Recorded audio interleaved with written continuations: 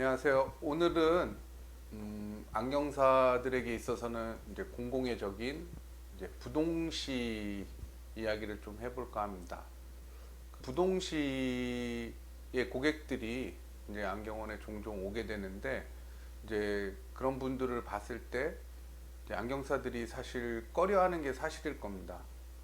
도수 차이가 많이 나다 보니까 이제 만족도도 좀 떨어지고 그리고 이제 새롭게 처방을 했었을 때도 이제 어떻게 접근을 해야 되는지, 그리고 피팅적인 부분이나 뭐 렌즈 선택, 뭐 테 선택, 여러 가지 부분이 사실은 안경사들을 좀 어렵게 하는 이제 눈이기도 한데, 부동시는 큰 맥락으로 보면 이제 굴절 이상 중에 하나죠.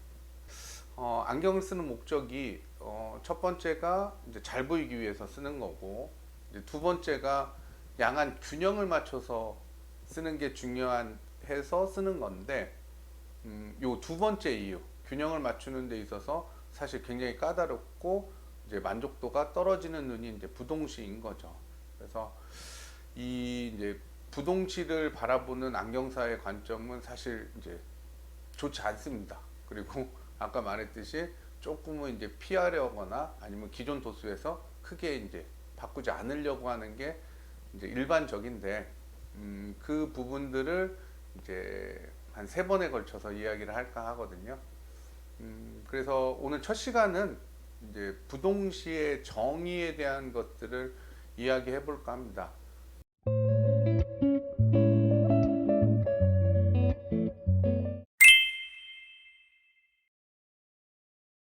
이제 부동시는 이제 일반 분들은 소위 이제 짝눈, 뭐 양안 시력 차이가 오른쪽과 왼쪽 차이가 많이 나는 눈, 그렇게 일반적으로 알고 계실 거예요. 네, 뭐 그렇게 알고 있는 것도 틀린 건 아니고요.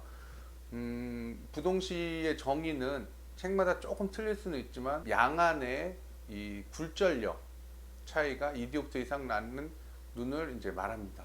그래서 뭐 이디옵터가 조금 안 된다고 해서 부동시가 아니고 이디옵터 딱 넘었다고 해서 부동시고 뭐 그런 의미는 아니지만, 하여튼 양쪽에 이제 시력 차이 또는 굴절력 차이가 나는 눈을 부동시라고 합니다. 이제 안경사들이 얘기하는 것 중에 하나가 부동시랑 부등시는 틀린 거냐, 뭐 같은 말입니다. 한자 차이인데 이제 양안이 같지 않다라는 거. 물론 이제 부등상시랑은 조금 다른 말입니다. 좀 이따 이야기를 하겠지만, 요 부동시는 사실 이제 안경사한테는 공공의 적이라고 했잖아요. 그런데 이 부동시로 인해서 사실 발전된 부분도 굉장히 많습니다. 다음 편에서 이야기할 뭐 라식 수술이라든가 또는 렌즈의 발전, 그리고 뭐 검안의 발전, 뭐 콘택트의 개발, 뭐 여러 가지가 있습니다. 그래서 이제 부동시가 그만큼 이제 까다로운 눈이고, 처방 내리거나 만족스럽게 하기가 힘들기는 하지만 그로 인해서 안경 쪽 관련된 것들은 많이 발전이 됐다. 그런 이야기를 이제 하고요. 이 부동시가 그러면은 왜 힘든 눈이고 만족스럽지 못한가? 그거는 사실 이제 광학적인 부분도 있고 이제 뭐 피팅이라든가 렌즈 선택, 안경테 선택 여러 가지가 다 걸려 있습니다. 그래서 이제 공공의 적이라고 하는데, 이제 안 좋은 쪽에는 다 걸려요. 사실 부동시가 뭐 약시적인 거에도 걸리고 뭐 교정 시력에도 걸리고 또는 뭐 다초점을 적응하는 데도 걸리고 뭐 안의적인 이상에도 걸리고 다 걸립니다. 그 중에서도 이제 뭐 안경사 분들은 다 배우고 나왔을 거예요. 이제 부동시가 이제 교정을 했을 때와 교정을 안 했을 때 크게 이제 두 갈래로 나뉘는데, 이제 교정을 했을 때 나타나는 현상, 이 두 가지가 있죠.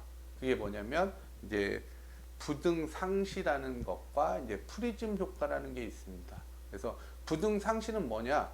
이제 한자지만 말 뜻대로 이제 동일하게 상 크기를 느끼지 않는다는 겁니다. 어떻게 보면 이제 배율적인 얘기지만, 그래서 다 배우셨을 거예요. 뭐 자기 배율, 상대 배율도 배웠을 거고. 그래서 이 상 크기, 좌우의 시력 차이로 인해서 이제 좌안의 상 크기와 우안의 상 크기가 다르게 이제 맺히다 보니까 그걸로 인해서 이제 불편함이 있다라는 거예요.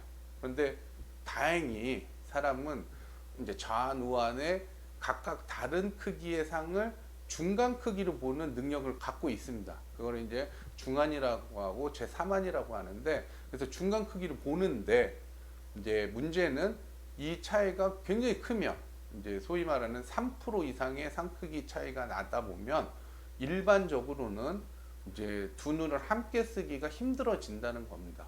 그리고 그걸로 인해서 이제 중내에서 관여하는 이제 하나로 보는 작업이 계속 이제 기능 저하가 된다든가, 심지어는 이제 한쪽을 버리게 되는, 그래서 이제 약시라든가 교정 시력이 덜 나오게 되는 이런 그런 쪽으로 이제 흘러가고, 그 부등상실을 이제 해결하기 위해서 만들어진 게 이제 배율을 관계하는 이제 사이즈 렌즈라는 거가 있습니다.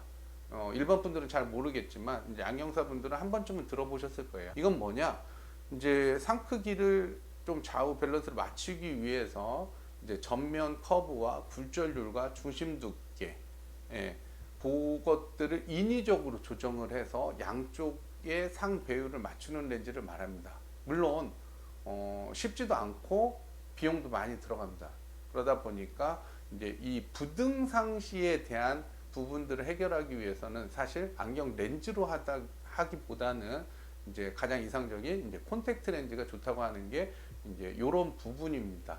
그리고 이제 사이즈 렌즈 같은 경우는 앞서 말했지만 비용도 많이 들지만 이제 한 번 해결되지가 않습니다. 그리고 이제 여러 가지 광학적인 요소라든가 아니면 뭐 수치적인 이제 요소들이 들어가서 사실 일부 안경사들을 제외하고는 사실 하기가 쉽지 않고요. 저도 해봤지만 효과도 많이 떨어집니다. 근데 말씀드린 것과 같이 부동시인 사람들이 모두가 부등상시 현상 때문에 힘들거나 이제 어려워하지 않는 경우가 더 많다는 겁니다. 그래서 이 부분보다는 지금 얘기하는 이제 프리즘 효과 때문에 부동시인 사람들은 좀 많이 불편해하는 겁니다. 이 프리즘 효과는 뭐냐?